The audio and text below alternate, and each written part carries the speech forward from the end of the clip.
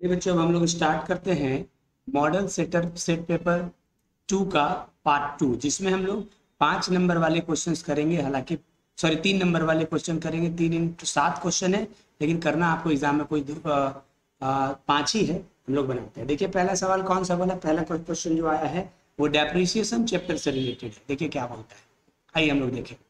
A company purchase है ना, a company purchase a machinery. एक कंपनी ने क्या खरीदा, मशीन खरीदा। कब, 1 जनवरी 2016 को 19,000। चलिए लिखते चलते हैं हम लोग यहाँ पर सॉल्यूशन बनाने के लिए कि 1 जनवरी 2016 को एक मशीन परचेज हुआ, कितने में, 19,000। ठीक है।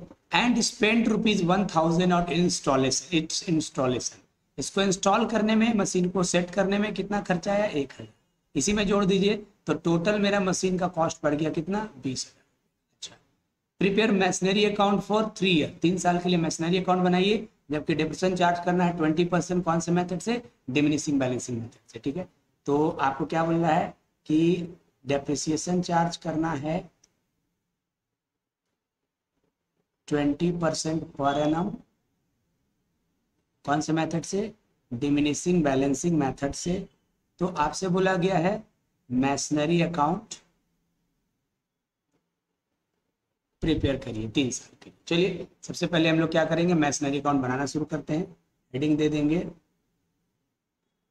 मैशनरी अकाउंट, है ना। और आपके लिए कॉलम ड्रॉ कर लेते हैं हम लोग। कैसे कॉलम ड्रॉ होगा, आपके सामने हम कॉलम ड्रॉ करके दिखा दे रहे। पहले ऐसे एक लाइन खींचना है यहाँ पे,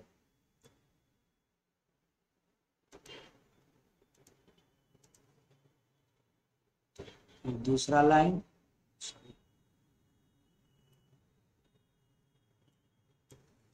फिर इसको बीच से 2 पार्ट में डिवाइड करना है बच्चों।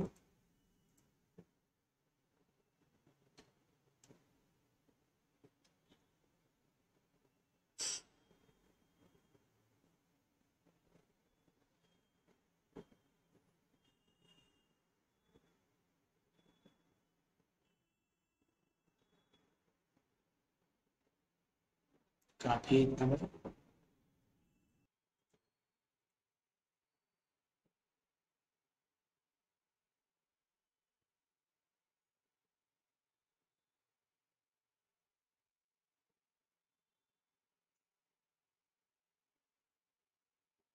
लाइन और यहाँ ड्रॉ कर दीजिए, यहाँ से एक लाइन ड्रॉ कर दीजिए इस तरह से।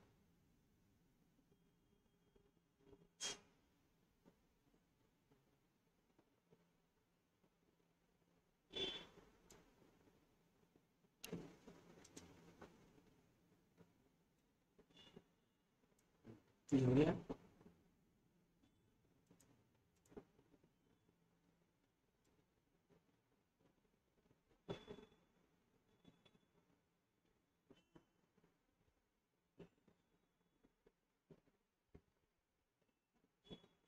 एक लाइन इस तरह और एक लाइन यहाँ।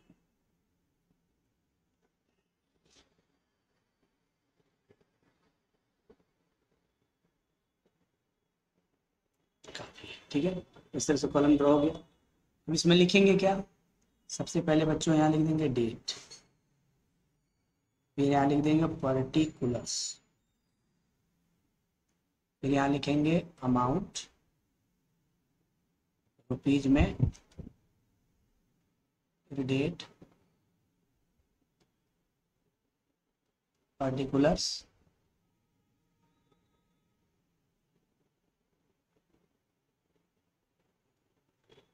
Amount rupees. इधर में डेबिट, इधर में क्रेडिट, है ना। पहला मशीन कब खरीदा है बच्चों, पहला मशीन आप लोग यहाँ देख रहे हैं कि पहला मशीन हमने एक ही मशीन तो है, खरीदाया कितने में, 20,000 में, 1 जनवरी। यहाँ लिख देंगे 2016 1 जनवरी को टू बैंक, कितना, 20,000। अब साल के अंत में डेप्रिसिएशन होगा 2016 के अंत में, यानी 31 दिसंबर को, कितना, 20%,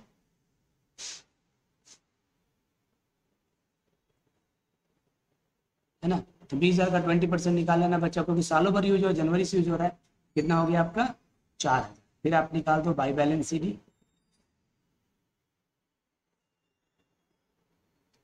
20 में से 16 माइनस हो गया, 4 माइनस हो गया तो कितना हो गया 16 है। तो दोनों साइड सम अप कर दो, 20,000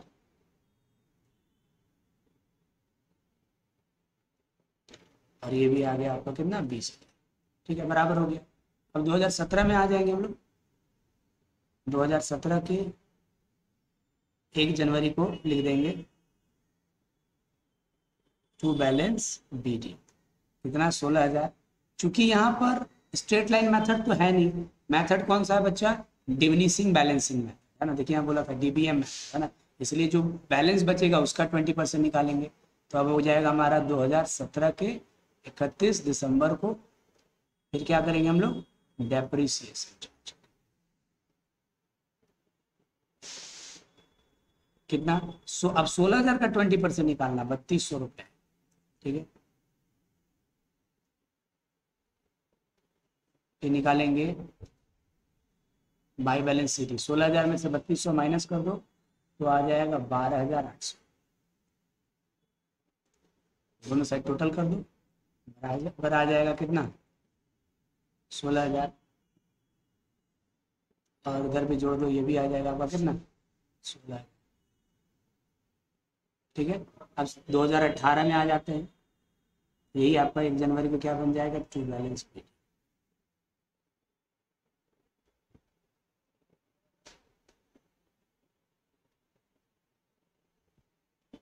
तो 2018 के 31 दिसंबर को डेप्रिसिएशन चार्ज होगा।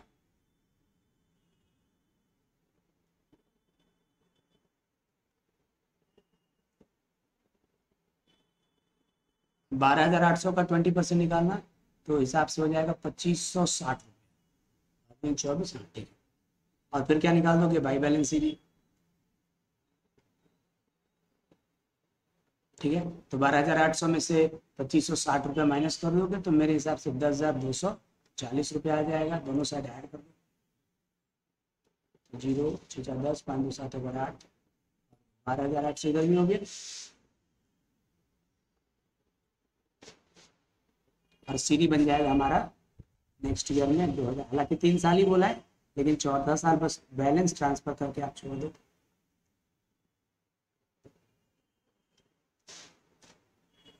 $10,240 ये हमारा कंप्लीट हो गया। ठीक है, अच्छा नेक्स्ट क्वेश्चन बोल रहा है state 3 needs of depreciation. Depreciation की क्या हो सकता है, ये 3 बताइए। पहला तो बोल रहा है depreciation is charge on the fix assets business due to the following causes है ना। डेप्रिसिएशन फिक्स एसेट पर चार्ज होता है, क्यों चार्ज होता है, निम्नलिखित कारणों से। क्या है कारण, आइए हम लोग एक एक करके कारण देख लेते हैं। पहला कारण तो ये बोला कि for ascertain the true profit and loss. अब देखिए क्या है कि किसी भी बिजनेस का प्रॉफिट या लॉस पता करने के लिए उसके इनकम में से उसके एक्सपेंडिचर को माइनस करना पड़ता है ना। तो एक्सपेंडिचर में एक डेप्रिसिएशन भी एक एक्सपेंडिचर है। मान लीजिए कि आपने कोई एसेट खरीदा, है ना, जैसे हम कोचिंग में पढ़ाते हैं, हम फर्नीचर खरीदे 2 लाख रुपए, है ना। अब 1 साल बच्चे इस फर्नीचर को पर बैठे, यूज हुआ, अब उसका वैल्यू हो गया 1,80,000। तो ये जो 20,000 फर्नीचर का वैल्यू कम हुआ, क्यों कम हुआ, क्योंकि बिजनेस में यूज हुआ। तो जैसे और खर्चे माइनस होंगे वैसे डेप्रिसिएशन भी माइनस होगा। तो डेप्रिसिएशन माइनस नहीं होगा तो सही प्रॉफिट पता नहीं चलेगा, है ना। मतलब अन्य खर्चों की तरह डेप्रिसिएशन को भी खर्चे की तरह क्या किया जाता है, माइनस किया जाता है। तो इसके लिए हम लोग क्या करते हैं बच्चों, इसके लिए भी हम लोग डेप्रिसिएशन चार्ज करते हैं। तो बोल रहा है पहला तो कारण है to ascertain the true profit and loss, है ना। Depreciation is the in the value of asset much the business expenses as may other salary wages है। तो बिजनेस और डेप्रिसिएशन वो ऐसे ही खर्चा है जैसा कि सैलरी और वेजेज है। और उसके बाद आगे क्या बोल रहा है कि जैसे सैलरी और वेजेज खर्चा है वैसे ही डेप्रिसिएशन को भी एक खर्चे की तरह से माना जाता है। ठीक है, as all other business expenses are debited to the profit and loss account ascertain the net profit and loss the depreciation is also debited to the debited, है। ठीक है, जैसे अन्य खर्चों को हम लोग प्रॉफिट एंड लॉस के डेबिट में खर्चे की तरह दिखाते हैं, वैसे डेप्रिसिएशन को भी प्रॉफिट एंड लॉस के डेबिट में खर्चे की तरह दिखाया जाता है। If depreciation is not recorded in profit and loss, अगर डिप्रिसिएशन को प्रॉफिट एंड लॉस में ना दिखाया जाए उससे नेट प्रॉफिट का पता नहीं चलेगा ना। तो डिप्रिसिएशन क्यों चार्ज करते हैं, ट्रू क्या बोला है, true value of profit and loss को जानने के लिए। दूसरा क्या है, ट्रू फाइनेंशियल पोजीशन। अब मान के चलो एक बिजनेस ने कार खरीद के रखा है ना, 10 लाख में खरीदा, अब कार यूज हो रहा है हर साल और अगले साल वैल्यू हो गया इसका घट के 9 लाख, लेकिन अगर वो डेप्रिसिएशन नहीं चार्ज करेगा तो अगले साल जो बैलेंस शीट बनाएगा उसमें भी उसको 10 लाख लिखते चला जाएगा, तो ये सही वैल्यू को तो नहीं बताया है ना। तो ट्रू फाइनेंशियल पोजीशन बताने के लिए भी डेप्रिसिएशन जरूरत है, क्योंकि डेप्रिसिएशन करने के बाद ही एसेट्स को बैलेंस शीट में दिखाया जाता है। If depreciation is not charge in the fix asset will be the shown in the balance sheet amount is the excess of the true value, है ना, ठीक है। अगर डेप्रिसिएशन फिक्स एसेट पर चार्ज ना करें तो हम लोग बैलेंस शीट में जब फिक्स एसेट को दिखाते हैं तो वो सही वैल्यू को हम लोग नहीं दिखाते, वो तो बड़ा हुआ वैल्यू दिखेगा। In this situation balance sheet will not present true and fair view, है ना, तब बैलेंस शीट सही वैल्यू हमको नहीं बताता है और सही फाइनेंशियल पोजीशन बिजनेस का पता नहीं चल पाएगा, है ना। तीसरा पॉइंट आ रहा है to ascertain the actual production cost. अब मान के चलो कि कोई फैक्ट्री है ना, वहां पर मशीनों से प्रोडक्शन हो रहा है ना, तो मशीन से प्रोडक्शन हो रहा है, मान के चलिए कि मशीन से फर्नीचर बन रहा है, ठीक है। तो फर्नीचर बनने के लिए क्या लगा, पहले रॉ मटेरियल लगा, उसको एक फर्नीचर का कॉस्ट कितना पड़ेगा ये कैसे पता चलेगा, फर्नीचर में रॉ मटेरियल कितने का लगा, वेजेज कितने का लगा, है ना, फैक्ट्री का और खर्चा कितने का लगा। उसी तरह से डेप्रिसिएशन नाम के खर्चे को भी इसमें क्या किया जाता है, ऐड कर दिया जाता है, ठीक है। तो इसीलिए हम लोग कहते हैं कि डेप्रिसिएशन अगर आप नहीं ऐड करते हैं तो कोई भी चीज जो उसका प्रोडक्शन कर रहा है उसका एक्चुअल कॉस्ट पता नहीं चलेगा, है ना। तो जो चीज आप प्रोड्यूस कर रहे हैं उसका एक्चुअल कॉस्ट जानने के लिए डेप्रिसिएशन जरूरी है, जैसे उस कितने का मटेरियल लगा, कितना वेजेज लगा, कितना एक्सपेंसेस लगा, उस तरह से कितना उस मशीन का डेप्रिसिएशन कितना हुआ जिससे इसका प्रोडक्शन हुआ वो भी जोड़ना पड़ेगा, इसीलिए तभी आपको एक्चुअल प्रोडक्शन कॉस्ट पता चलेगा। Fix asset is used to the manufacturing business product, है ना, बिजनेस के प्रोडक्ट को बनाने के लिए फिक्स एसेट का यूज होता है। फॉर दैट रीजन, इस कारण से the highly imperative include the amount of depreciation, ठीक है। बोल रहा है कि और सभी जैसे खर्चे जोड़े जाते हैं वैसे ही हम लोग डेप्रिसिएशन के कॉस्ट को भी हम लोग जोड़ते हैं, तभी हमारा एक्चुअल कॉस्ट ऑफ प्रोडक्शन पता चलता है। अगला क्वेश्चन जो है वो पूछ रहा है कि state difference between the capital reserve and revenue reserve. And ये हम नहीं बता रहे बच्चों, क्योंकि पिछला सेट का जो हमको सॉल्व किए थे उसमें हम ऑलरेडी इसका बता चुके हैं कि दोनों के बीच में क्या डिफरेंसेस है, तो वहीं से आप देख लेंगे, है ना, ठीक है। नेक्स्ट आपका आ रहा है 11 नंबर क्वेश्चन हो रहा है, for the following information calculate gross profit, है। नीचे दिए गए इन्फॉर्मेशन से आपको क्या निकालना है, ग्रॉस प्रॉफिट निकालना है। इसके लिए जगह तो छोड़ा ही मैंने नहीं, कोई बात, ठीक है। तो हम लोग ग्रॉस प्रॉफिट कैसे निकालेंगे आइए देखिए। तो देखिए आप लोग को याद होगा बच्चों कि हम लोगों ने पढ़ा है कि ग्रॉस प्रॉफिट का फॉर्मूला होता है net cell minus cost of goods sold. तो पहले नेट सेल पता करिए, उसमें से cost of goods sold minus कीजिए तो आपका पता चल जाएगा क्या, ग्रॉस प्रॉफिट। चलिए एक एक करके सबसे पहले हम लोग नेट सेल निकालें। सर नेट सेल कैसे निकलता है, नेट सेल का मतलब पिछले सेट में भी इसको डिस्कस किए थे हम लोग, टोटल सेल, टोटल सेल का मतलब कैश क्रेडिट दोनों माइनस सेल से हमारा नेट सेल आएगा। तो आप देखो बच्चों यहाँ पर टोटल सेल कितने का हुआ, सेल कितने का हुआ 4 लाख का, और सेल रिटर्न कितना हुआ 10,000, है ना। तो उसी तरह से बना लेंगे हम लोग, टोटल सेल हो गया आपका 4 लाख रुपए और सेल रिटर्न है 10,000। इस तरह से 3,90,000 रुपये नेट सेल आ गया, ठीक है। अच्छा अभी हम लोग थोड़ी देर पहले डिस्कस किए फॉर्मूला क्या होता है, और दूसरा minus cost of goods sold, हमको कॉस्ट ऑफ गुड्स सोल्ड निकालना पड़ेगा, ठीक है। तो कॉस्ट ऑफ गुड्स सोल्ड का क्या फॉर्मूला होता है वो देख लेते हैं हम लोग। कॉस्ट ऑफ गुड्स सोल्ड को शॉर्ट में COGS बोला जाता है। फॉर्मूला होता है opening stock plus net purchase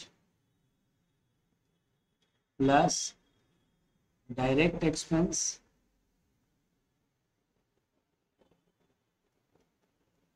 minus closing stock, ठीक है। तो देखिए बच्चों ओपनिंग स्टॉक कितना दिया है देख लीजिए, यहीं पर दिख रहा है कि ओपनिंग स्टॉक मेरा 15,000 है, तो ओपनिंग स्टॉक में लिख दिया कितना 15,000। नेट परचेज कितना होगा, देखिए नेट परचेज अगर आप देखेंगे तो ऊपर में ही दिया सबसे ऊपर वाला पॉइंट, परचेज है आपका कितना 2 लाख, रिटर्न नहीं है तो वही नेट परचेज हो गया 15,000 plus 2 lakh plus direct expenses. Direct expenses वो होता है जो प्रोडक्शन से रिलेटेड होता है, तो यहाँ पर 2 डायरेक्ट एक्सपेंसेस है आपका, एक 30,000 और एक हमारा 10,000, है ना। वेजेज और कैरेज एंड फ्राइट, है ना, ये दोनों हमारा डायरेक्ट एक्सपेंसेस है। तो डायरेक्ट एक्सपेंसेस में कौन कौन आया 30,000 वेजेज और एक कैरेज एंड फ्राइट 10,000, ठीक है। और माइनस क्लोजिंग स्टॉक, सबसे लास्ट में देखो क्लोजिंग स्टॉक भी हमारा दिया हुआ है, ये देखिए यहाँ पर क्लोजिंग स्टॉक है कितना, 25,000 रुपया। तो सॉल्व कर लीजिए, 2,15,000 और चलो 2,65,000 माइनस 25,000 रुपये, इस तरह से 2,40,000 रुपये। ये क्या हो गया हमारा कॉस्ट ऑफ गुड्स है ना। ग्रॉस प्रॉफिट का क्या फॉर्मूला होता है,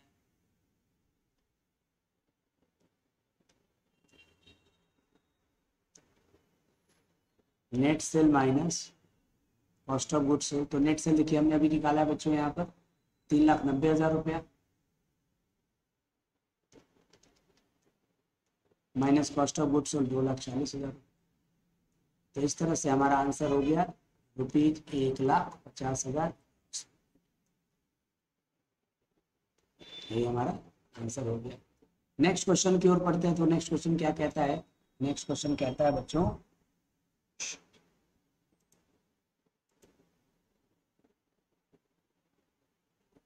give the specimen of trading account, है ना। ट्रेडिंग अकाउंट का फॉर्मेट लिखने बोल रहा है, ठीक है। कैसा बनता है ट्रेडिंग अकाउंट जरा हमको बता दीजिए। तो कोई दिक्कत नहीं है, तो बना देते हैं ट्रेडिंग अकाउंट का फॉर्मेट, है ना। देखिए कैसे लिखेंगे हम लोग, पहले हेडिंग क्या लिखते हैं, trading account of dot dot of name of organisation for the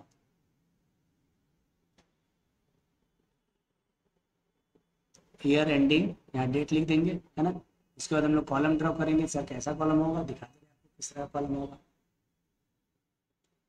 year एक,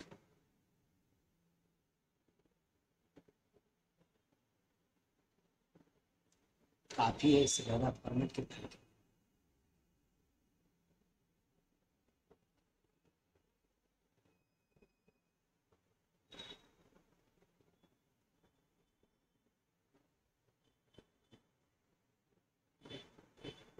इस तरह से हो गया।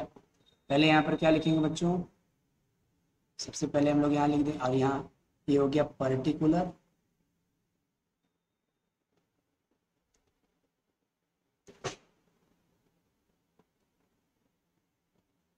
अमाउंट रुपीज डेबिट,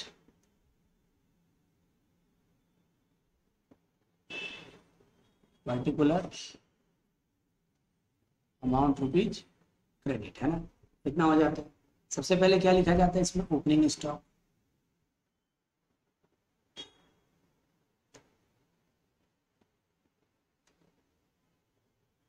फिर क्या लिखा जाता है यहाँ पर, टू परचेजेज। परचेजेज में कौन सा परचेजेज, कैश में परचेज और क्रेडिट में परचेज दोनों लिख के जो आएगा उसमें से माइनस कर देंगे क्या, परचेज रिटर्न, और ये बाहर आ जाएगा, ठीक है। और इधर में क्या लिखेंगे, बाई सेल्स, सेल्स में भी वही कैश सेल्स और क्रेडिट सेल्स दोनों लिख के इसमें से माइनस कर देंगे, सेल्स रिटर्न जाएगा बाहर लिख देंगे, है ना। एक चीज और लिखा जा सकता है यहाँ पर, इंपोर्ट। अगर कोई विदेश से बाहर से सामान मंगवाते तो यहाँ लिखा जाएगा, एक्सपोर्ट रहेगा तो यहाँ लिखा जाएगा, ठीक है। और क्या लिखा जाएगा यहाँ पर, और इधर लिखा जाएगा closing stock,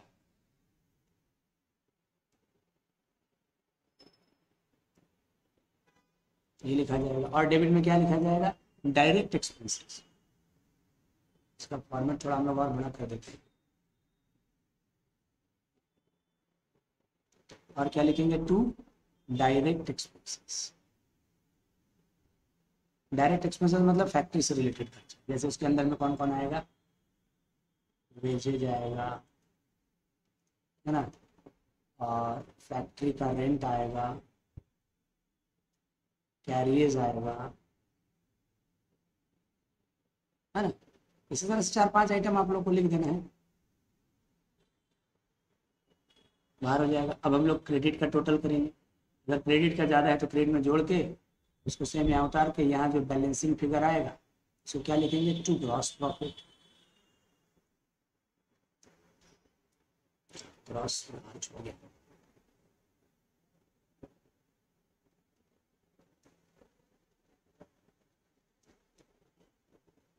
transfer to profit and loss account.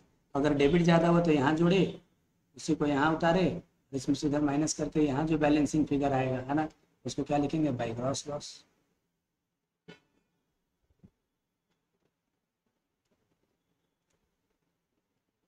Profit है ना, ये आपका फॉर्मेट हो गया।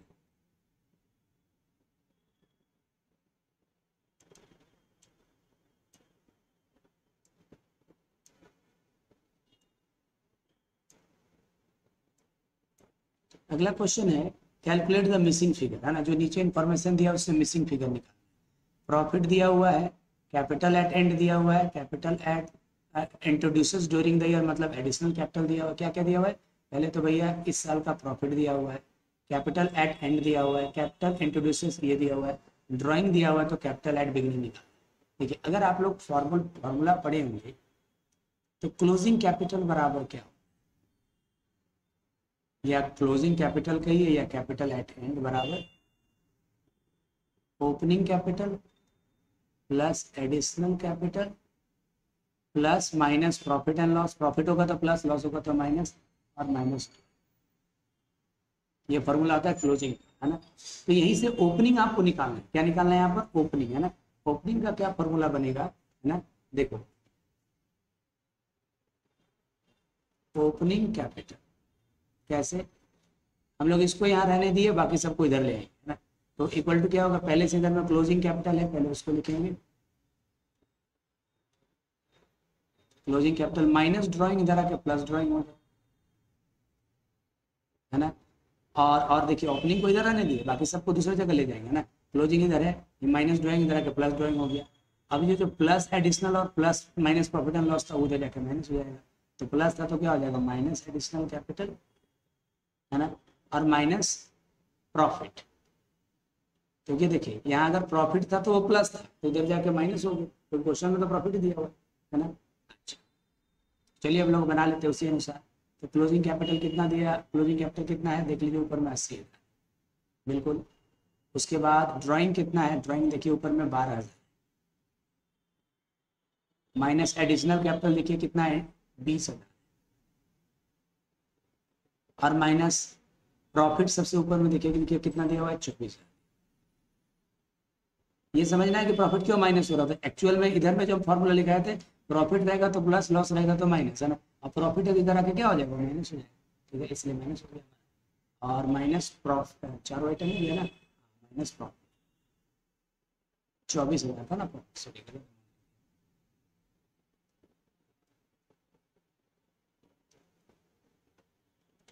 तो 80 और 12 हो गया 92,000 माइनस 44,000,